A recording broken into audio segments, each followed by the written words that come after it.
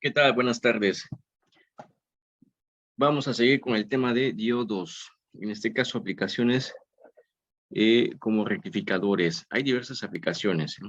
Entre ellas, pues, como habrán visto o notado, tenemos los rectificadores de media onda, onda completa, sujetadores, recortadores, que vienen siendo prácticamente tipo rectificador también, multiplicadores, entre otros, ¿no?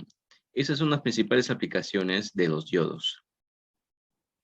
En este caso vamos a estudiar que ya vimos que para que todo diodo trabaje, funcione, debe prácticamente activarse con un potencial de 0.7 volts de diferencial de ánodo menos cátodo de 0.7. Recuerden, esto es nominal. En cuanto a nominal, me refiero que lo estamos manejando así por cuestiones didácticas, dado que como habrán visto, todos los diodos tienen un potencial diferente, 0.7, es decir, en este caso particular del 4001, 4007, como verán en los demás circuitos,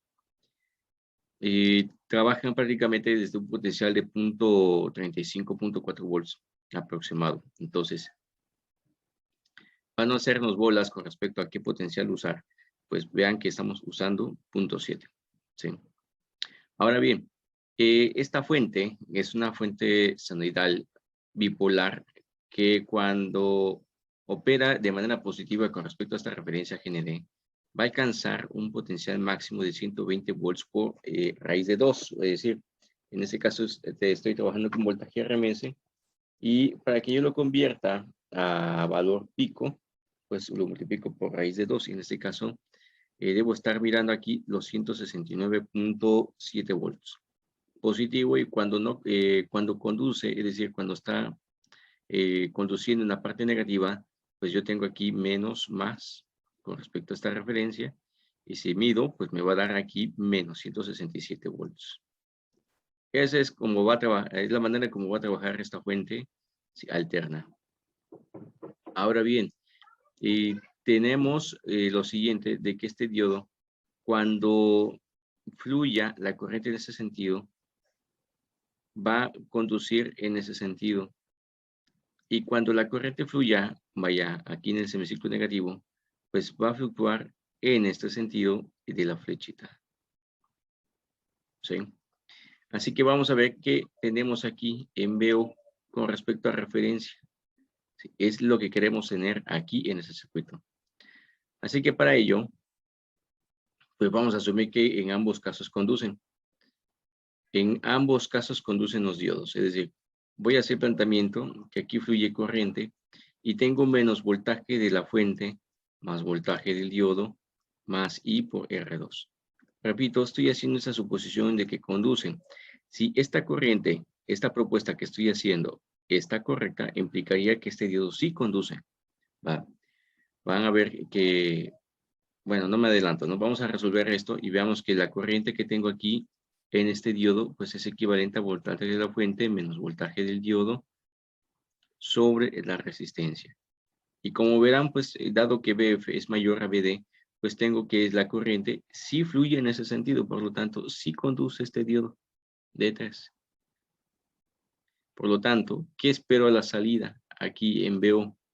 Yo lo que espero en BO es prácticamente que me deje fluir la señal menos 0.7, es decir, voltaje de la fuente menos voltaje del diodo.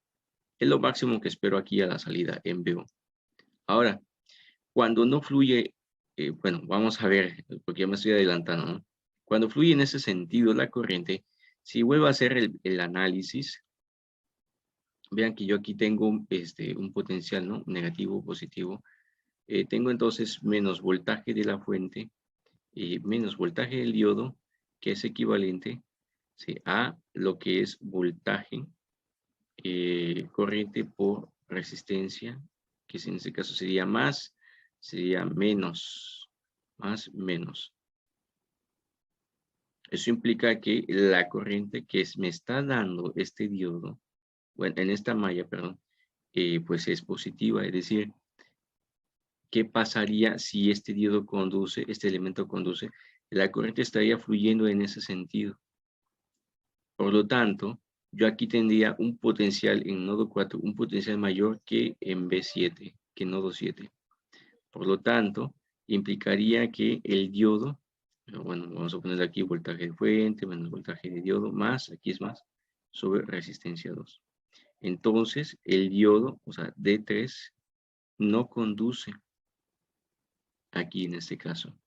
Por lo tanto, yo lo que espero en ese semiciclo negativo es ver esta señal, ¿sí? 0 volts. Ahora, antes de que yo pase a este circuito, a este diodo, cabe aclarar lo siguiente.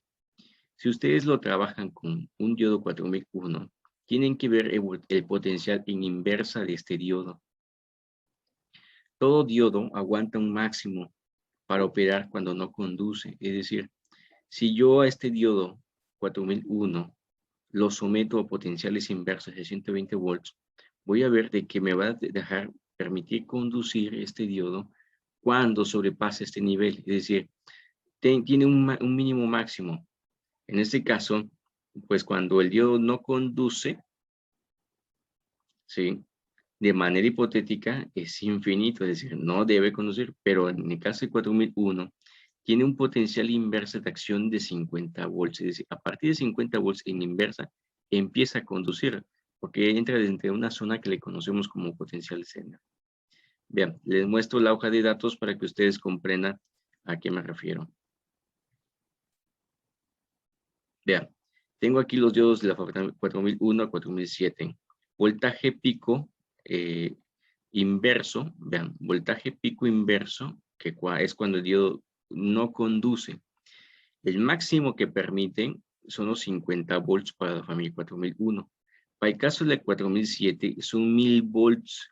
Entonces, si yo pienso trabajar con 120 volts, entonces fácil yo debo tener que operar con un 4003 para que me evite dejar fluir, ¿sí? Con potenciales de 160 volts.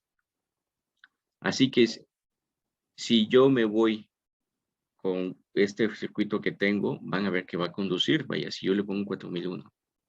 Otro dato que es interesante conocer es el voltaje, la corriente en directa para medio ciclo.